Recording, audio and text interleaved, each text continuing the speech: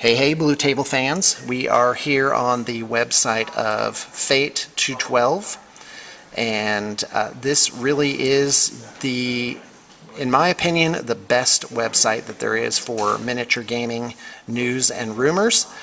Today I'm going to be giving you my professional and insightful commentary on Tyranids, and I've got 3 posts that I'm going to go over, and I don't know how long this is going to take, maybe a good long time. So basically, this latest post is about a Tyranid playtest set, maybe 6 to 7 months old. And so the first thing we have is, so this is like a beta.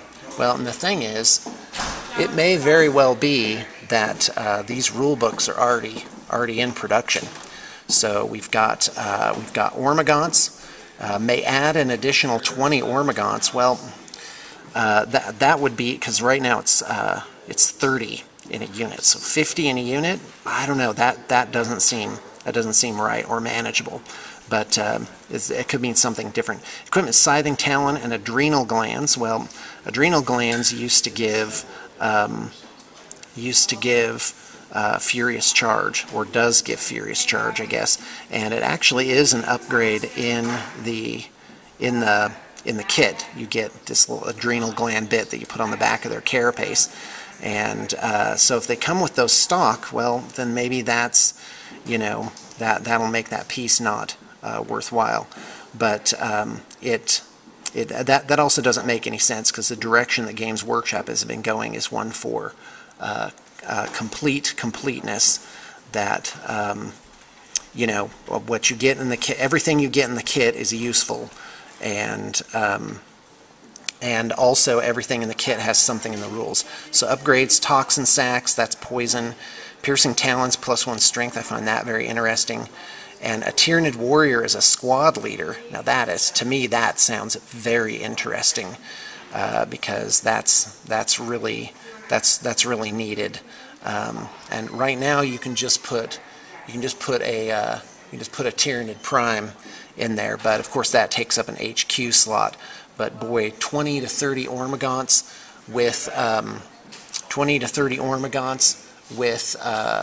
Tyranid Prime is really a fearsome item. Of course, you're looking at about 400, 500 points for that.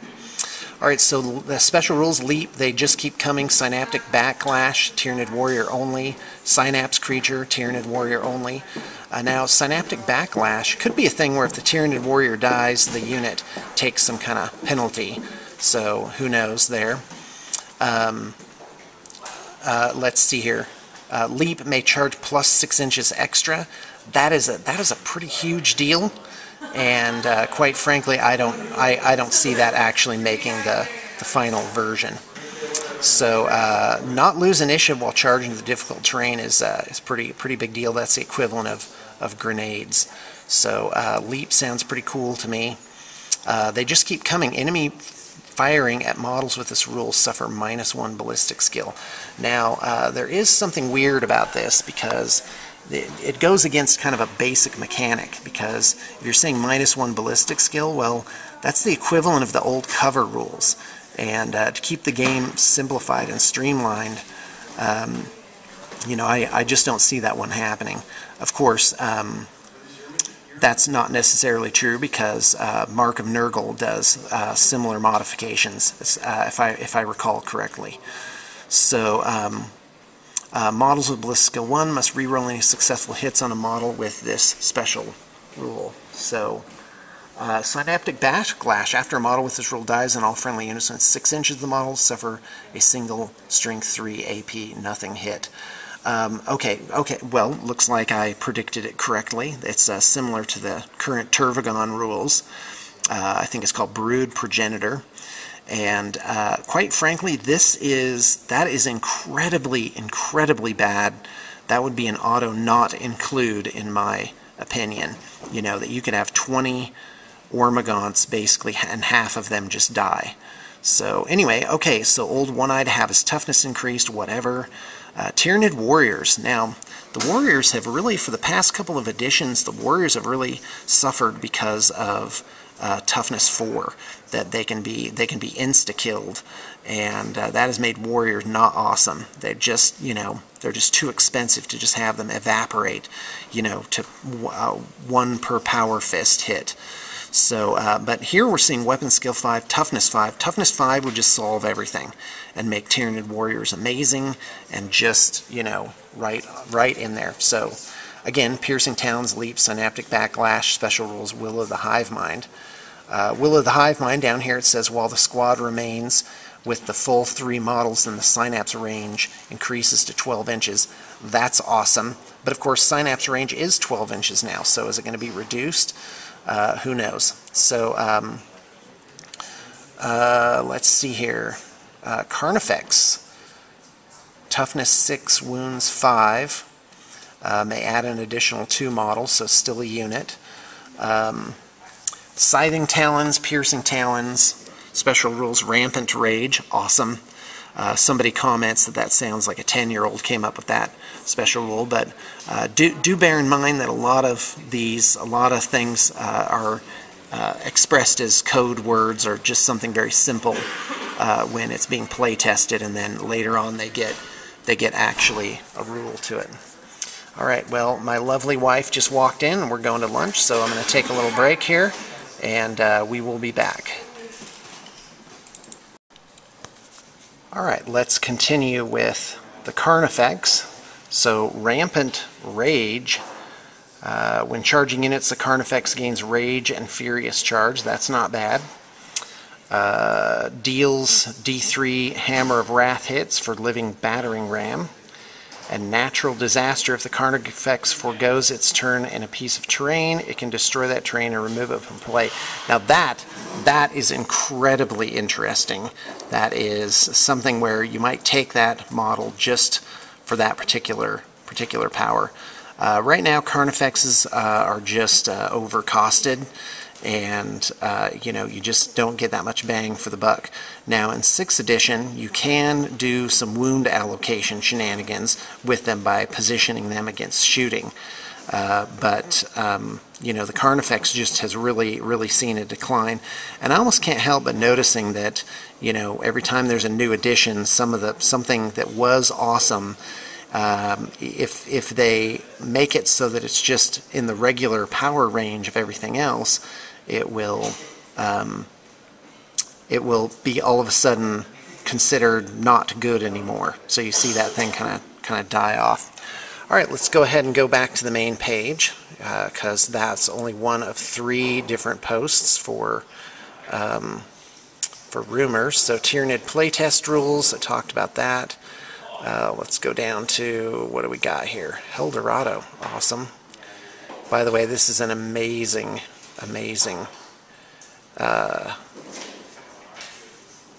site. So good. All right, here we go. Here is the second of 3 Tyranid rumor lists, and so we're going to kind of look at what historically what has come out and kind of match that up against what it says here. Like, does it follow the same sort of does it follow the same pattern as before? So take note of what models are supposedly being released. Okay, so no force organization chart or ally table changes. Now, that's different than something that came out earlier, which is that Tyranids will be able to ally with themselves, which I like and I think makes sense and would absolutely be wonderful. Okay, next up we have Devastation and Adaptation as new power tables.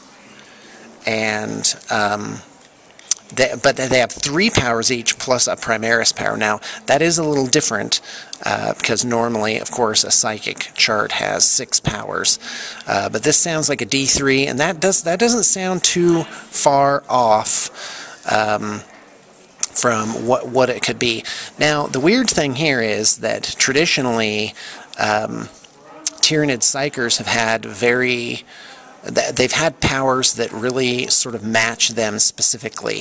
So, like, for example, the Broodlord had had powers, you know, that made sense for a gene stealer leader type, and the Zoanthrope had Warp Blast.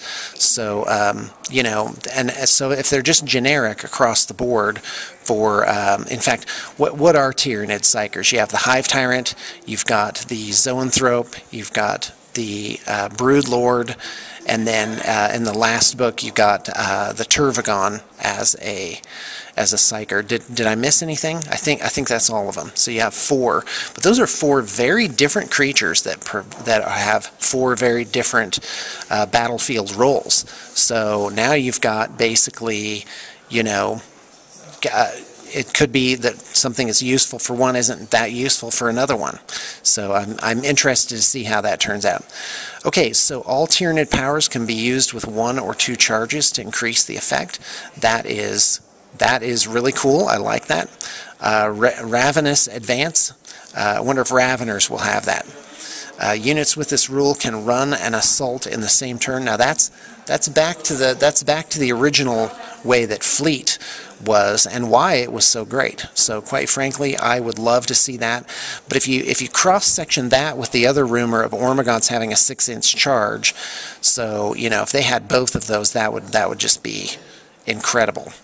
But of course it would be suitable for Ormagons as well. So what would be interesting is if Ormagons were made less powerful but were able to get into melee very quick. And if I can make a prediction, it'll be that they'll make the Gribblies actually cheaper, and but they'll be like throwaway units. So, alright, the ground trembles. All monstrous creatures cause D3 Hammer of Wrath hits. We saw that in the 3rd rumor section, the most recent one, which I just went over, because I'm going over these backwards. Red Terror, Death Leaper, and Old One-Eye are unique upgrades to their respective broods. That is consistent. You know, like Grey Knights have Justicar Thawne, the Tau have Long Strike, or whatever his name is. So that is consistent, and I think it'd be a great way to bring these guys back. Okay, the Harpy Araignée plastic dual kit. Okay, so now we're getting into actually like what kits will be redone. Now, it's like when these new releases come out, there's this hope that they'll redo some basic kit and make it better. And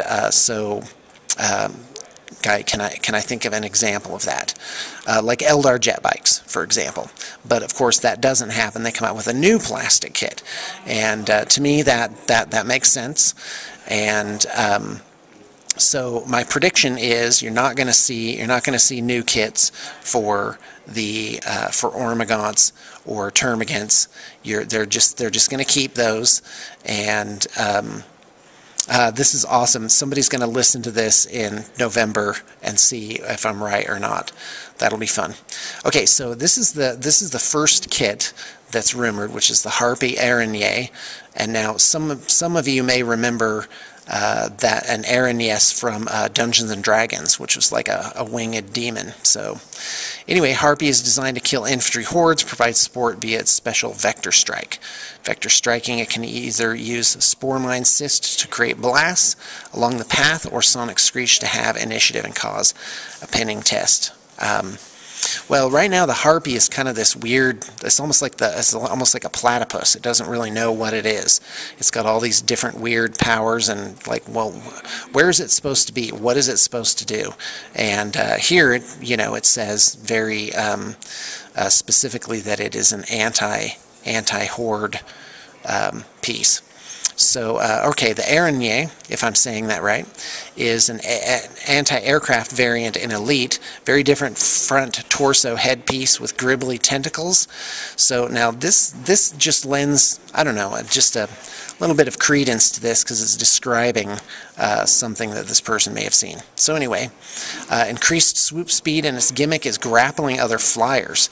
So on a 4-up, the enemy flyers drag directly behind where the Araignée ended its move, including a new facing.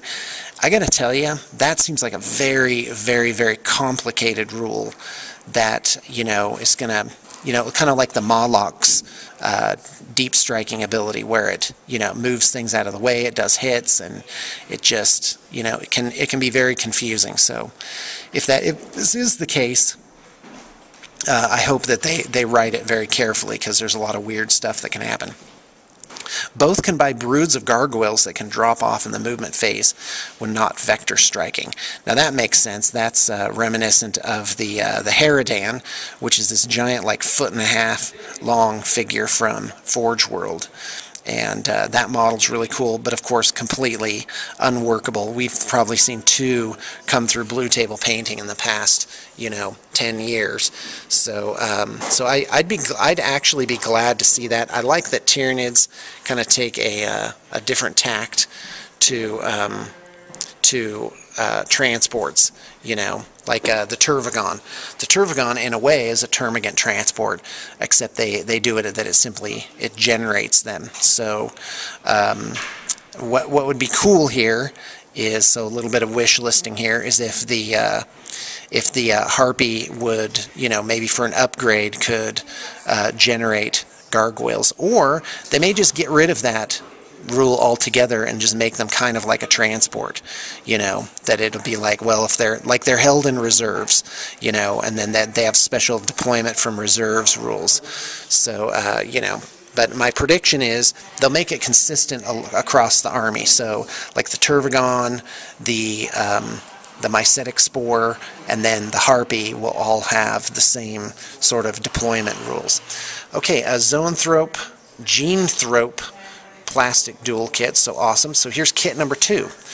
So because to me, just at first glance, it seemed like a lot of kits coming out.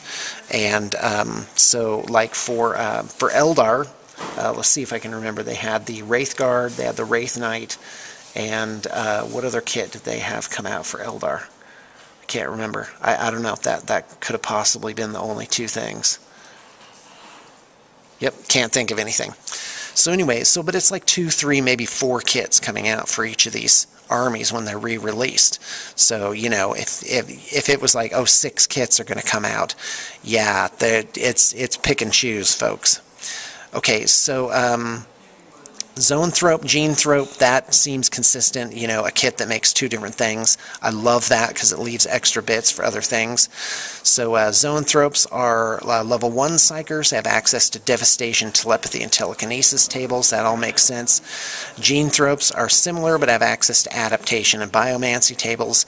New unique biomorphs, increased shadow in the warp range, awesome. Deny the witch boost auras, 2 others.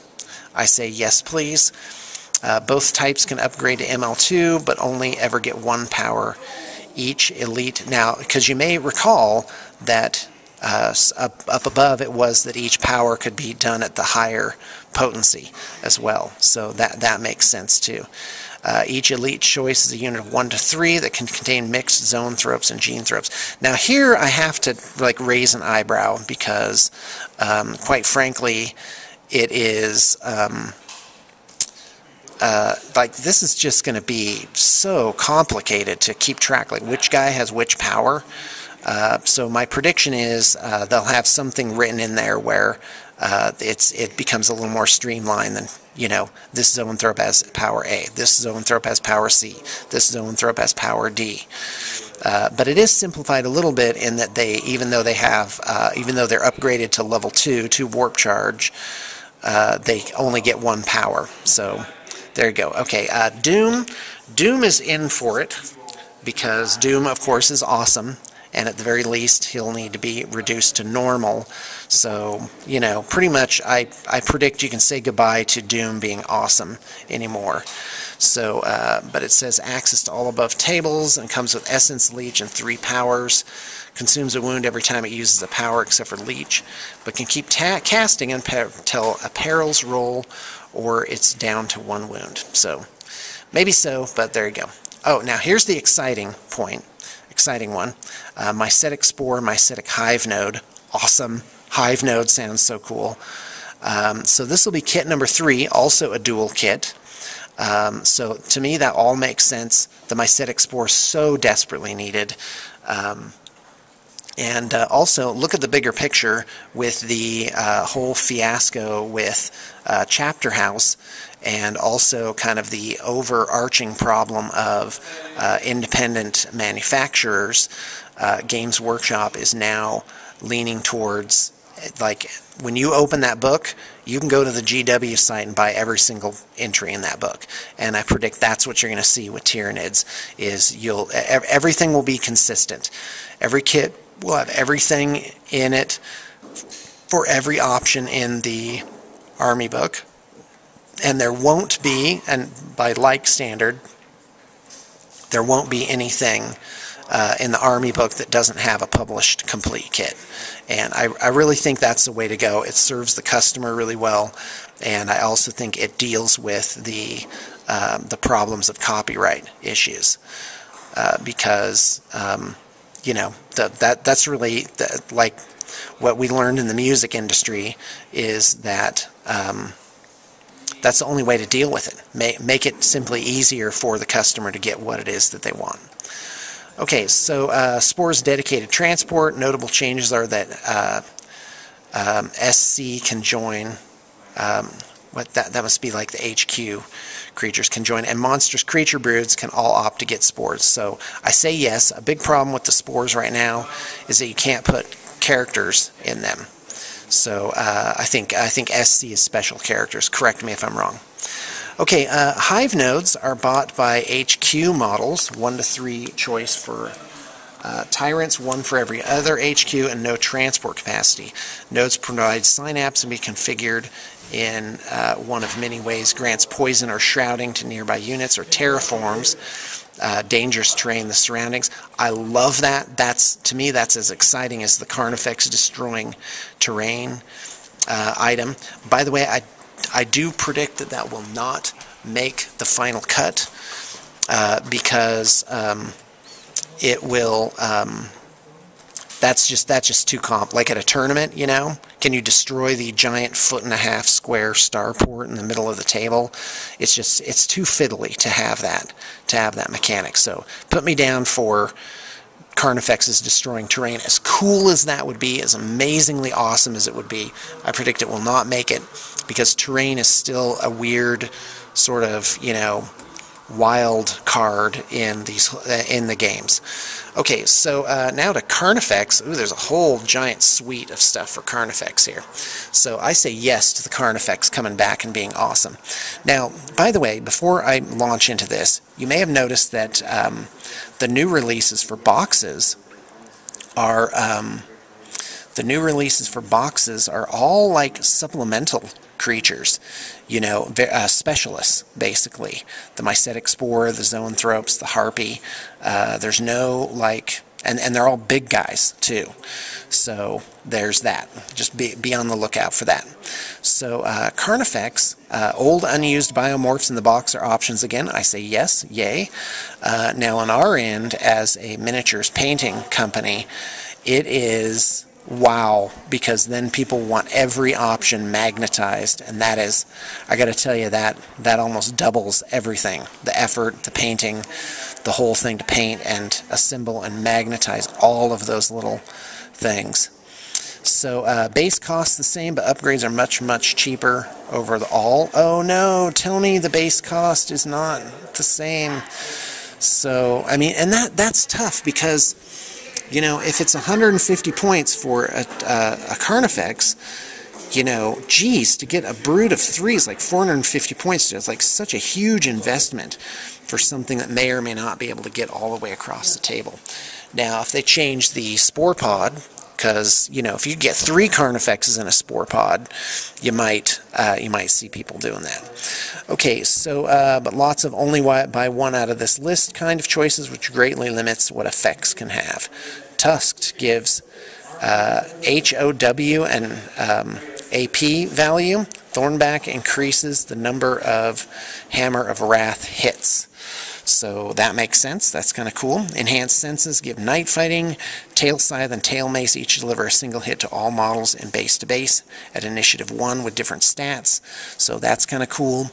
Living Battering Ram rule changed to allow Carnifex to assault the contents of a building transport on a 4+ if it was destroyed by its charge rolled once for the brood. Oh, now that, I gotta tell you, that is a game changer right there. That means if the Carnifex rolls up, kills the transport, it then has a chance to assault the contents of the transport, and that is actually really amazingly cool. I love stuff like that where it's so simple and it just tweaks or changes or overrides one basic concept, but then changes the complete, you know, tactical possibilities for that unit. That's really fantastic. Okay, let's continue on to the third set of rumors. Is this the one we just saw here? Yeah, I think so. No, you know what? Hold on. Older posts. Yeah, I started playing Tyranids in the late 90s, so probably 15 years ago. Here we go. Tyranids, a week of information. Yeah, I gotta hand it to Fate 212. This is a great site for rumors. It's really fantastic. So, okay, Tyranids after Space Marines. I've heard November. Tyranid Prime Finecast, Harpy, roughly size of Helldrake. Looks pretty much like the picture. Doom of Malantai clamshell package. Well, that's different than the idea that the plastic kit would have the option. Quite frankly, if I had to put money on something, I'd say plastic kit with the option. I think that's where things are going. Parasite of Mortrex clamshell. Termagant Sprues recut for more options. Some chatter says Gene Stealers. Boy, I hope the Gene Stealers come back. They don't just need a price reduction or a better stat line. What they really need is something to make them feel like Gene Stealers again. So, for example, being able to charge out of terrain. Like the Imgarls, those have the Gene Stealer feel, that they're lurking around somewhere and they are just going to jump you and you don't know how they're going to foul up your plans. And to me, that would just really capture things. So Termagant Sprues, don't think it's going to be Termagants. Gene Stealers, I don't think it's going to be either of those things, because we've got some pretty consistent stuff on the 3 other kits, and that's a lot. So that's a real toughie. I don't think so. But who knows? New Big Bug kit. So haven't heard anything about that. Pyrovore gains Torrent and a steep points reduction. By the way, Torrent is great. It makes your flamers 12 inches. A Pyrovore is basically like a heavy flamer. So I say thank you. That all makes sense. And the Pyrovore is a great model. Hiveguard gains Skyfire. And then Altered Force Organization chart to help counter the lack of allies. 3 HQ, 4 elite, 6 troop. So that's one of the 2 things floating around. One is they can ally with each other. The other one is that they can take Tyranids as allies. So I think Tyranids as allies would make the most sense. Termagants gain Fleet, now 10-unit box, includes option for spike rifles and strangleweb, curled tails. Now, how would the person writing this rumor know that they have curled tails? So, you know, there you go. No rippers on sprues. Oh, thank goodness for that, by the way. That was really fiddly. So, Big Bug, larger than Turvagon, sized HQ unit, oval base, hunched over but wider, has 18-inch synapse, Psyker 4 prime version, grants feel no pain and counterattack to nids in 12 inches, stats like Turvagon, except 2. You know, I predict not. And here's why. Because this isn't filling this isn't making anything new in the army. It isn't filling some kind of unique role. It isn't filling a gap. So that really doesn't make sense. 2 new Tyranid psychic powers list, one with destructive powers, one with augmented powers. Well, that's consistent with what we saw a little bit later. Remember, I'm going back in time here. I'm doing these backwards. So Turvagon, upgrade options for Termagant spawns to give them full options, but they're quite pricey. Maybe so. Tyrant Guard and Hive Guard dual build plastic kit, 3 models, all options for either unit. Again, I'm going to throw a little doubt here. unless they change the list. And that's because you really are not getting that much of either of these units. And this would actually make four releases for Tyranids that are pretty major. So I hope so. They certainly need it. I would love to see it. I love dual build kits because they have all the extras. But, you know, there you go. Lictors, small point increase, gain new surprise roll. All shots against lictors that turn after they appear are snapshots. That sounds about right. But see, they can also be charged. And that's what they're going to have to do something about the lictors. What I've noticed is there's a trend now to have a thing where you can't charge right away. Can't charge on the first turn. You can't charge out of outflank. You're seeing the death of all of these units that can charge by surprise. And so I'd love to see it where the Tyranids still had that, and that they, you know, had something special among all the races. But quite frankly, not so much. So, okay, latest rumors. Carnifex, significant cost reduction. Well, that's different than what we heard later on. Harpy, big overhaul, new model, dual combo kit. That's consistent. Flying Monstrous, Sonic Screech combines with Vector Striking, and so forth. New Flyer, fast attack choice, the alternative build for Harpy kit, that's consistent. Imgarl's special arrival rule is shared with the Lictor. May now purchase standard Gene Stealer Biomorph upgrades. Yeah, I don't know. I'm going to put my money on Imgarls are gone, and that the Gene Stealers just have the right rules for them and can have different options. Hiveguard, new weapon upgrade that grants Skyfire with an enhanced ability. So, to ground flying monstrous creatures. Awesome. Okay, folks, that is all I have to say. And I have to say thank you for tuning in. It's always awesome to look at our YouTube numbers and find out that our channel, rightfully so, is getting more and more attention. And really, it is Blue Table Painting is such a part of the community, and we all enjoy just being part of the Miniatures Battles community. So thanks for tuning in.